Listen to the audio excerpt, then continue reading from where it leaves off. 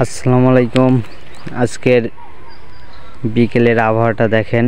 আজকে বিকেলে আসরের নামাজ পড়ে এসে বাসার দিকে অনেক গরম লাগছিল, তাই জন্য সুইচ গেটে আসলাম। তাও হালকা বাতাস লাগছে, ওই জায়গায় ফাঁকা জায়গায় খুব সুন্দর বাতাস লাগছে। ওয়েদারটা সুন্দর, একটা পরিবেশ, কৃষ্ণচূড়া ফুল ধরছে দেখতে পাচ্ছেন। আসলে